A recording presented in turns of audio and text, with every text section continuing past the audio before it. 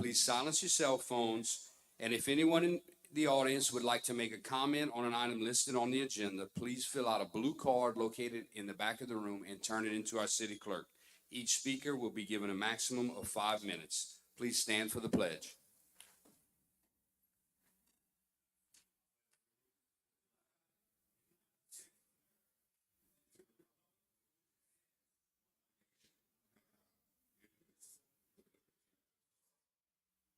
Councilman Higginbotham, would you lead us in a prayer?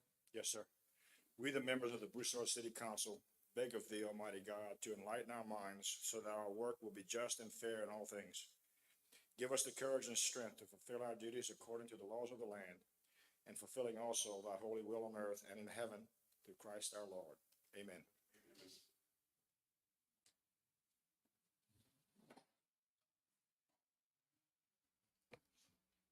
Item 2.1, acceptance of the minutes of the March 8th, 2022 regular meeting. The minutes were supplied in the council's packet. Tina, do we have any public comment? No public comments. Is there any council discussion? Question. Did we have somebody move in second? Motion. Second. District 1, Yes. District 2, Yes. District 3, Yes. District 4, Yes. District 5, Yes. District 6. He's absent. He's not here. District 6. Oh, I'm Absent. sorry. At large. Yay. Absent and yay.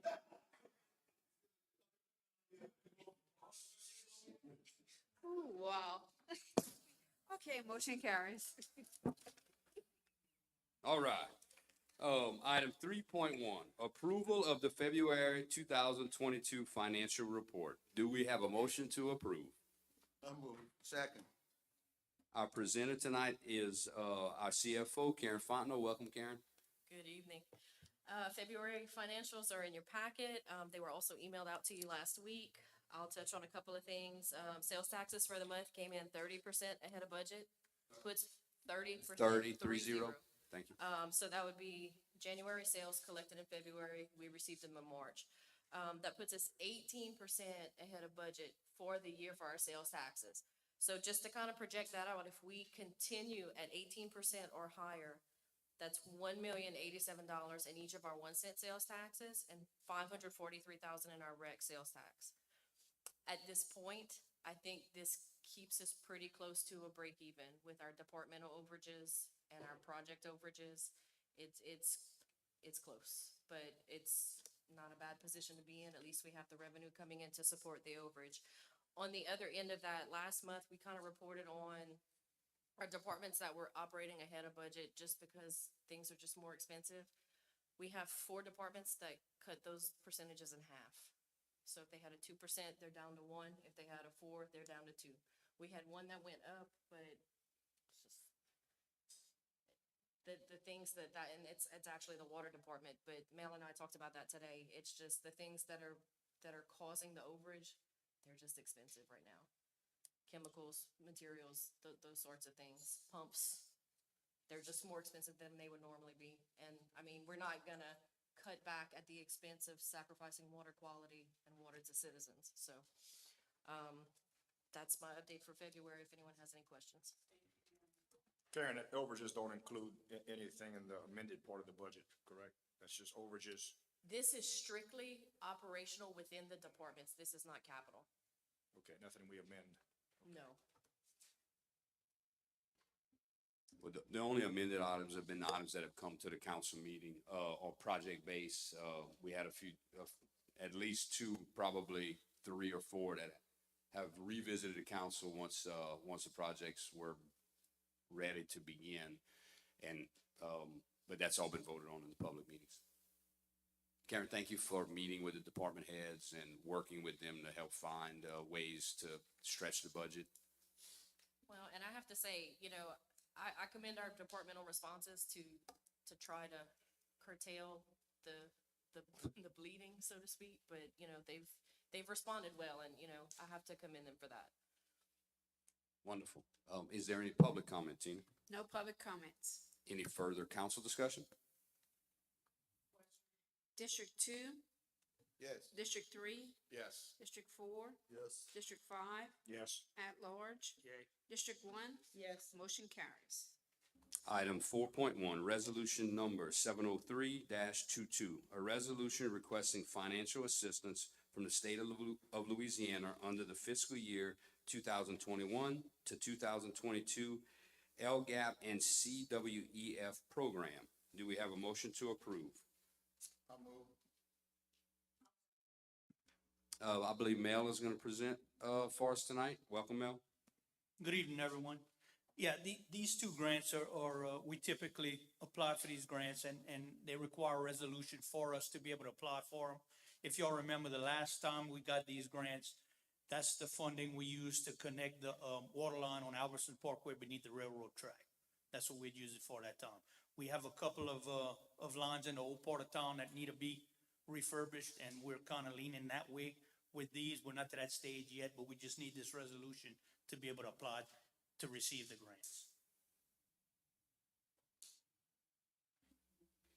Thank you, Mel. Tina, do you have any public comment? No public comments. Question. District three, Yes. District four, Yes. District five, Yes. at large, Yay. District one, Yes. District two, Yes. motion carries. Item 5.1, ordinance number 22-726, an ordinance amending the zoning ordinance for rezoning of 1710 Youngsville Highway from light industrial to multifamily residential pending the sale of the property. Do we have a motion to introduce? I'll make a motion. Second. So in the council's packet, you will find a letter from the property owner making this request. He has a pending sale and, he only wants the property rezoned if the sale goes through. So if the ordinance does pass, there's language in the ordinance that Gerald has put together, making sure that it would only happen and it would expire, I believe, after 6 months if the sale does not happen. The current property is zoned light industrial. The pending sale is for a multifamily apartment complex. As far as we know, that it's going smoothly, but in the event it does not and it fails, then the owner would like to keep his current zoning. And Gerald, if you want to expand on any of that, or if I misspoke, please correct me. No, I think you covered it well. It's sort of a conditional approval for the rezoning if this sale goes through. If this one doesn't go through and there's a different sale, we'll have to come back to you. What we required before we brought it before the council was a written and signed document from the property owner to make the request official. And so what you see is his own writing and proof that this is his request. And we were contacted by the real estate agent that's putting the deal together. Tina, is there any public comment? No public comment. Council discussion? Question. District four, District five, at large, District one, Yes. District two, Yes. District three, Yes. motion carries. Item 5.2, ordinance number 22-727, an ordinance amending ordinance number 21-7033 to amend and restate the adoption of certain optional codes for use by the Broussard Fire Department Fire Prevention Bureau. Do we have a motion to introduce? I'll move. Second. Chief Champagne is here tonight. Welcome, Chief, to give us a presentation on this item. All right, thank you and good evening. This is just when we submitted our final packet to the state for approval for the Fire Prevention Bureau for the city of Broussard. The state emailed back, said there was some language in there that they wanted. So this revision of the ordinance takes care of what they're wanting to do. I've worked with Cooney, I've worked with the state fire marshal and our attorney to make sure that all the language was correct. So they wanted to make sure that somewhere in there that said these optional codes were codes that were going to be used by the Broussard Fire Prevention Bureau. So we added that in there.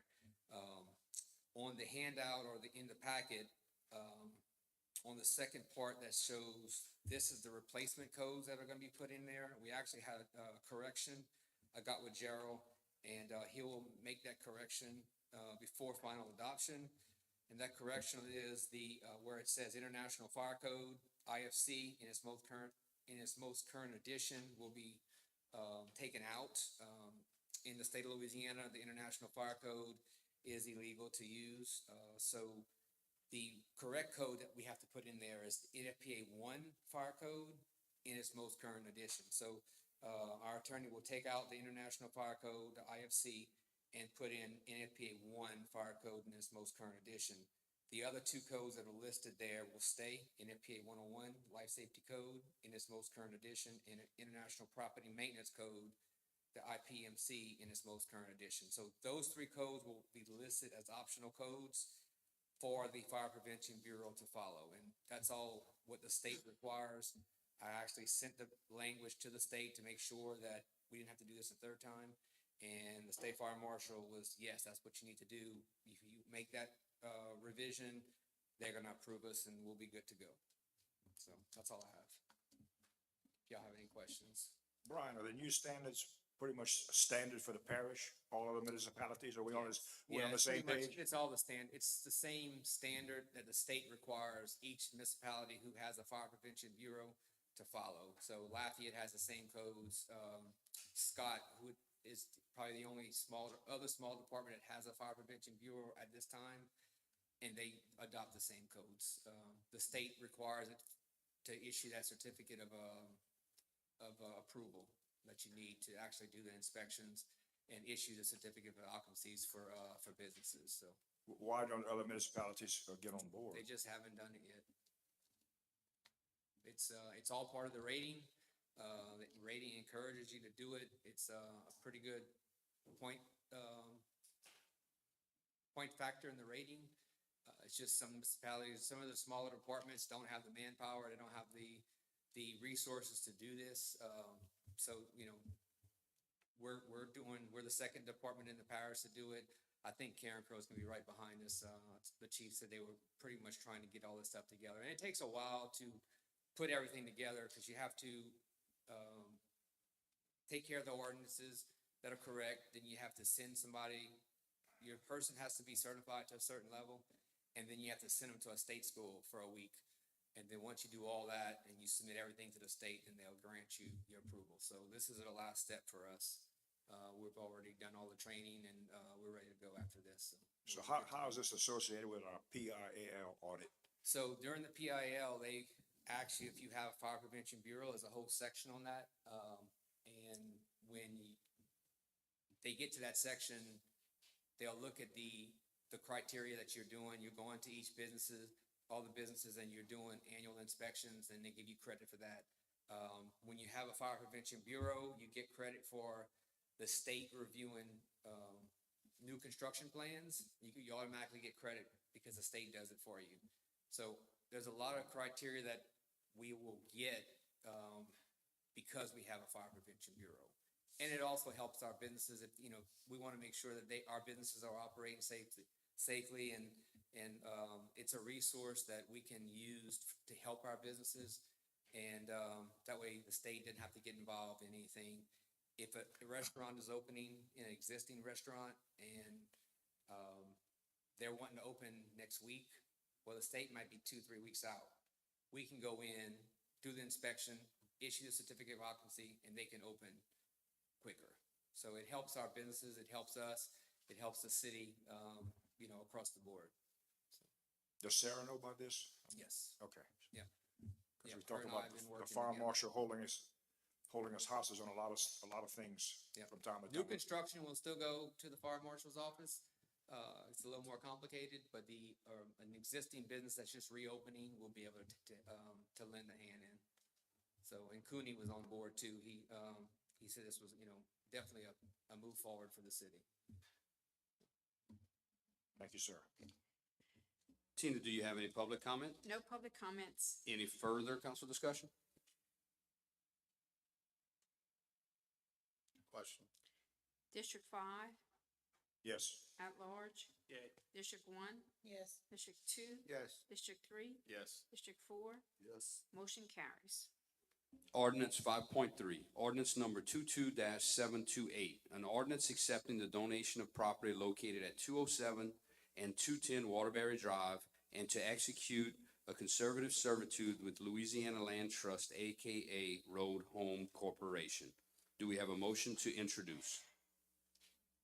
Move.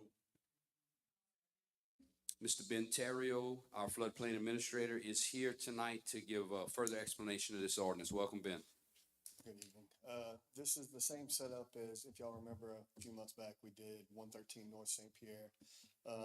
These are some repetitive lost homes. They came in, Louisiana Trust bought the homes, demolished them. They want to donate the property back to the city. It'll be ours. It's got to stay perpetually green.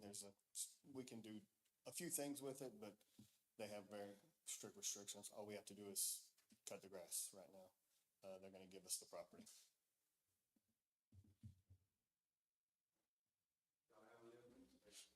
You do, and if you notice on the map, both of these lots are at the end of a cul-de-sac, in this neighborhood. So not a bad spot to have some green space. And well, the subdivision does not have an HOA to be given to. Unfortunately, this is an older subdivision that does not have an active HOA, but we could, Use it. the city must own it technically, but certainly having an HOA, have free use of it and take care of it would be our first option if it was available. We don't have that option, but it still can be used by the neighborhood for a gathering ground.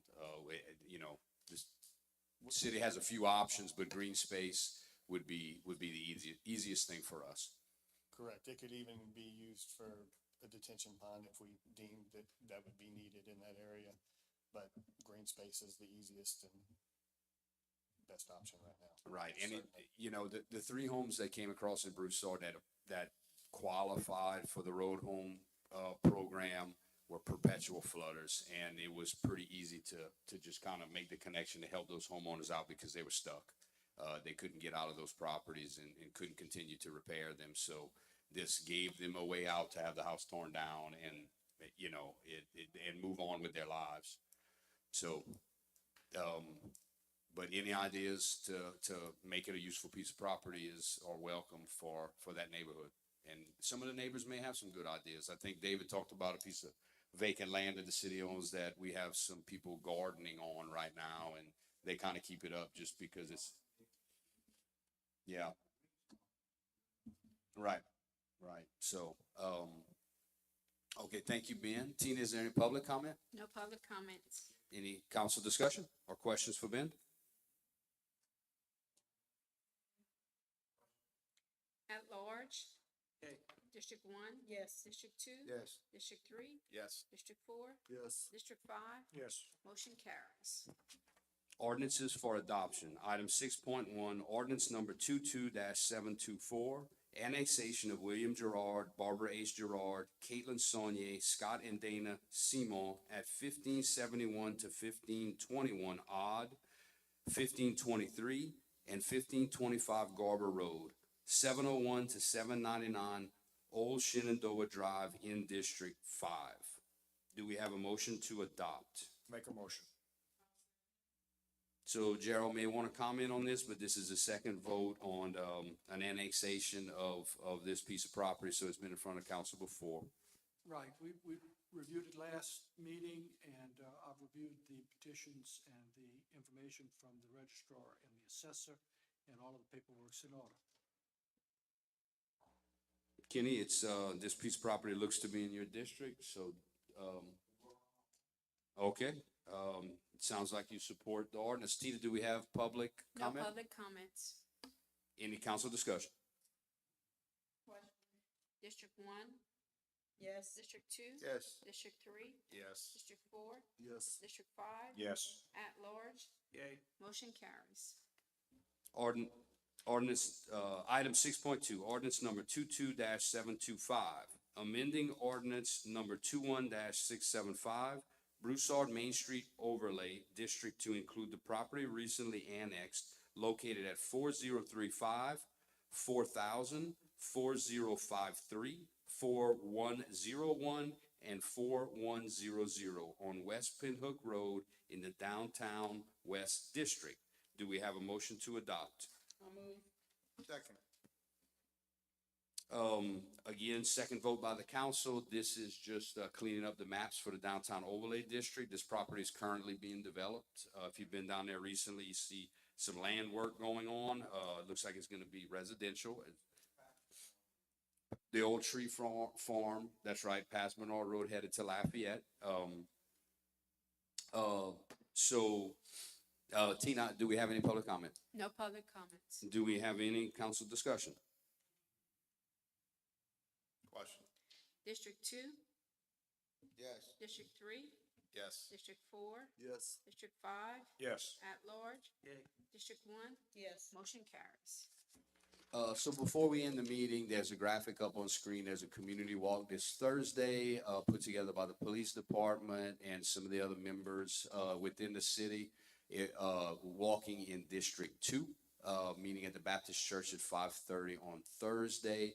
This is really about passing out information to people that live in the area about services from the police department, fire department, and the city. So anyone who would like to join us, please come out. We'll be meeting 5:30 at the Baptist Church, First Baptist Church on Morgan Street. And, we're gonna walk for about 2 hours. So anyone's welcome to attend. It's open to the public. Thank you all for being here tonight. We appreciate you attending our meeting or watching from home. Please drive safely. Meeting adjourned.